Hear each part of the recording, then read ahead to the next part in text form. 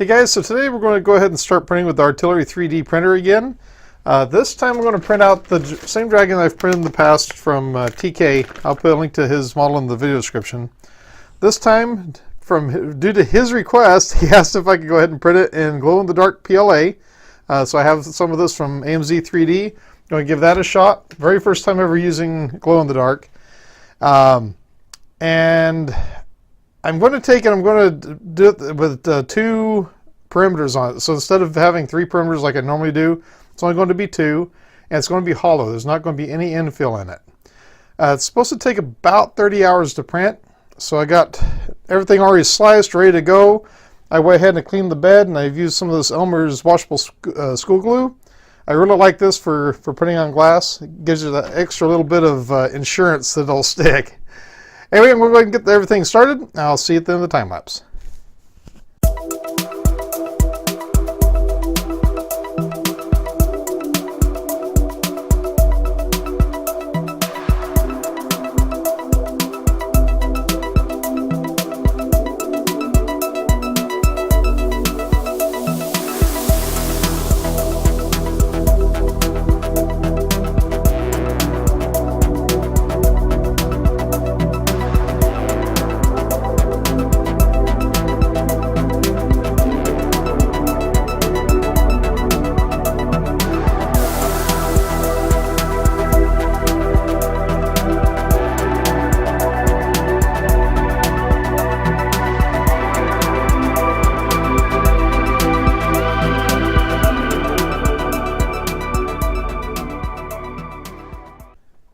"34 hours, 21 minutes. This was done once again with AMZ 3D glow-in-the-dark PLA, and I am shocked. Now, I did this with no infill whatsoever, which I was kind of hesitant about doing, especially since it was this big. And I'm really surprised at how well that turned out. Now, I do have some loops under here, which, once again, we're taking a very small model and we're really pushing it as far as making it taller, bigger and everything. Underneath the chin, got some loops. Once again, no supports, so I kind of understand it. There's little pieces here and there that I can't really explain why it's looped out, but the detail of it. Let me get some light on this. There we go. You can see the scales down its back. The texture of the wings underneath its ears here. Once again, under the chin is got some loops. Bridged perfectly fine up here, no problems. It just turned out great. And the cool thing about this, with it being glow in the dark, let me see if I can do this. I got a black light. Turn that on, hang on for just a moment.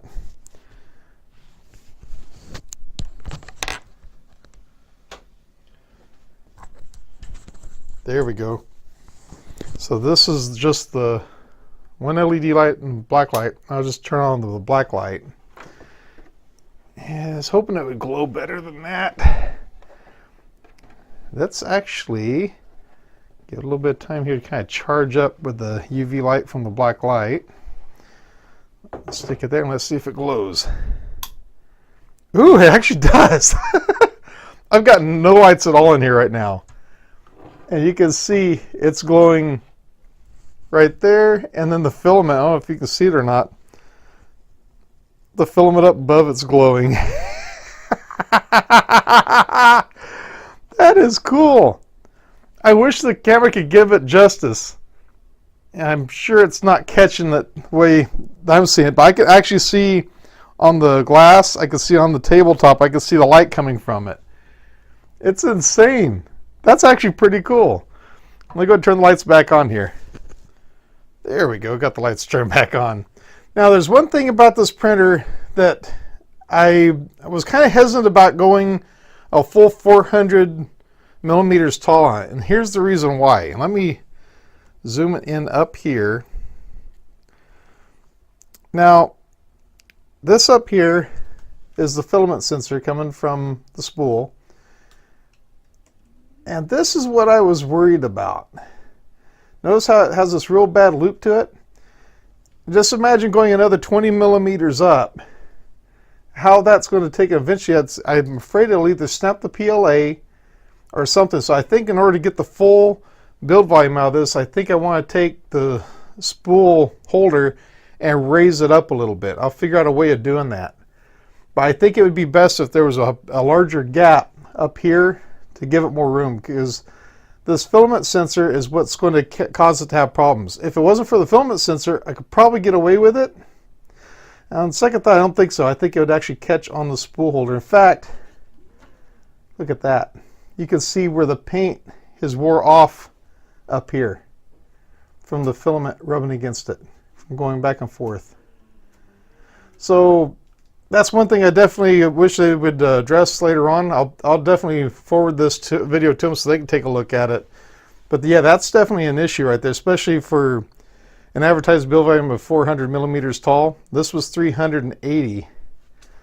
And you can see right here, if I bring this over and get this pushed back, there it is right there. So it is, that's at the 380 millimeter mark. Yeah, another 20 millimeters, I think I would have probably had some problems with something hanging up there. As far as print quality, oh man, that turned out really good. Now I saw one thing down here. What is this? It looks like I might have had a little bit of a failure in the print itself right there. But other than that, I am seeing no problems at all with that. Sweet. Hey guys, thank you very much for watching, and I will catch you in the next one. Hey guys, thank you very much for watching this video. When you have a chance, please check out my website, jimmyshawstidbits.com, where you can purchase merchandise from my TeePublic store, as well as check out my Amazon affiliate link. Anything purchased from one of those helps the channel tremendously, and I thank you for it. Also, if you'd like to support the channel, as many of these people have, please check out my Patreon link over here. You can support the channel from there. Also, if you like this video, please give it a thumbs up, and please subscribe over here. And if you'd like to check out one of my other videos, please give one of these a shot. I think you're going to like them, especially that one over there. Thank you very much for watching. Have a great day. Take care.